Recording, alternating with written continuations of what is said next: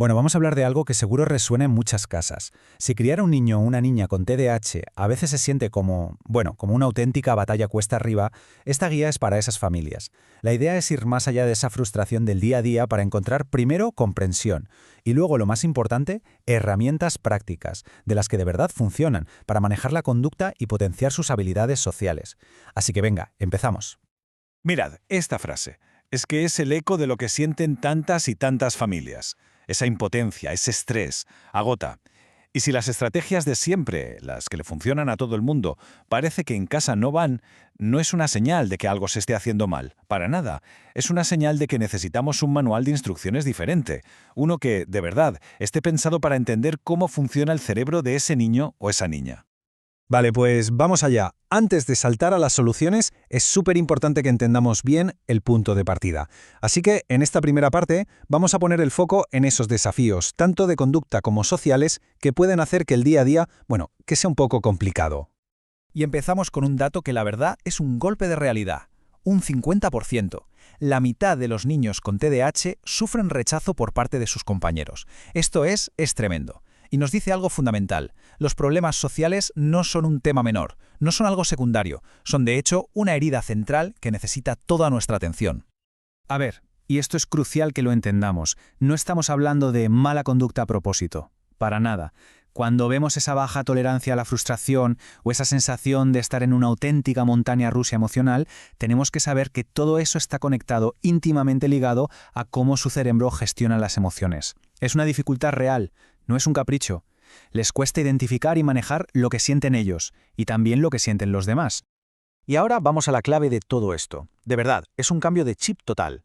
Vamos a aparcar la idea de la voluntad o de la culpa y vamos a poner el foco en la neurobiología, en la ciencia. Porque para ayudar de forma efectiva, lo primero es comprender qué pasa ahí dentro, en un cerebro con TDAH. La frase clave es esta: no es que no quieran, es que no pueden hacerlo de la misma manera que los demás. Aquí está el concepto que lo explica casi todo, las funciones ejecutivas. A ver, para que nos entendamos, imaginemos que el cerebro tiene un director de orquesta. Su trabajo, pues planificar, organizar, controlar los impulsos, regular las emociones, coordinar todo.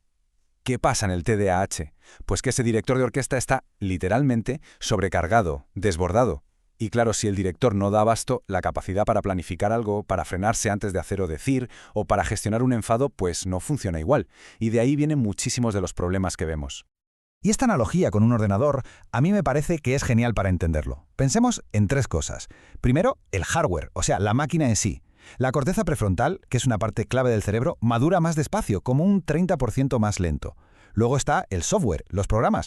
Pues programas como la concentración o el autocontrol, digamos que rinden por debajo de lo que se esperaría para su edad. Y por último, el wifi, la conexión. La comunicación entre neuronas, que depende de sustancias como la dopamina, es atípica, como una señal de wifi que va y viene, afectando a la atención y a la motivación. Y esto que vemos aquí explica perfectamente por qué a veces son tan impulsivos. Imaginaos una situación de estrés o una emoción muy fuerte. En lugar de seguir el camino largo hacia la parte racional del cerebro para ser analizada, la información coge un atajo, va directa a la amígdala, que es como el botón de pánico del cerebro, y ¡pum!, se dispara la reacción. Actúan antes de que la parte que piensa, la corteza cerebral, haya tenido tiempo siquiera de procesar qué está pasando. Por eso parece que actúan sin pensar. Es que literalmente es lo que ocurre. Vale, ya hemos visto el porqué. Entendemos un poco mejor qué pasa en su cerebro. Ahora vamos a lo importante, al cómo. En esta parte nos vamos a meter de lleno en las estrategias, en las herramientas prácticas para el día a día. Vamos a ver cómo podemos crear un ambiente en casa que ayude a manejar esos comportamientos y que sobre todo traiga un poco más de calma para todos. Y aquí llega la pregunta del millón, ¿verdad? ¿Cómo aplicamos los refuerzos de forma que funcionan? Porque la ciencia lo dice muy claro. Con el TDAH, el castigo sirve de muy poco, o de nada. La clave está en el refuerzo positivo. Pero claro, la pregunta es, ¿cómo se hace bien? ¿Cómo conseguimos que de verdad motive un cambio? Pues mirad, aquí tenemos una de las claves más potentes que existen, la diferencia entre un elogio que no ayuda y uno que sí. Un elogio como «eres muy inteligente» se centra en algo que parece fijo, innato. Pero uno como «he visto cuánto te has esforzado para hacer esto», ahí está la magia, porque se centra en el proceso, en el esfuerzo, en la actitud. Con eso, lo que estamos haciendo es construir resiliencia, enseñarles a perseverar. Les estamos diciendo que lo que importa es cómo afrontan el reto. Y eso, creedme, les ayuda muchísimo a tolerar mejor la frustración. Y aquí van algunas claves de oro para el día a día en casa. Rutinas y horarios claros. ¿Por qué? Porque la predictibilidad baja la ansiedad.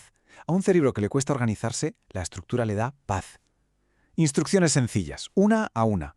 En vez de una lista de 5 cosas, damos una y cuando la acaba, la siguiente. Usar recordatorios visuales como agendas o post-its ayuda un montón. Y por último, esta idea que es vital, invertir en el futuro. A veces es mejor que se llegue un poco tarde al colegio, pero que haya conseguido vestirse sin ayuda. Porque esa batalla ganada por la autonomía, esa es la victoria que cuenta a largo plazo. Muy bien, dejamos un momento la conducta en casa y nos vamos al otro gran pilar, el mundo social.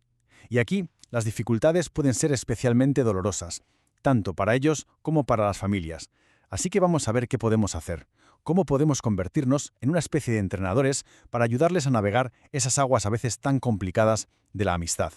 Y lo que vemos aquí es, de nuevo, fundamental para entender qué pasa. A ver, la mayoría de los chicos y chicas con TDAH saben las reglas sociales. En teoría, saben lo que se tiene que hacer. El problema no es ese.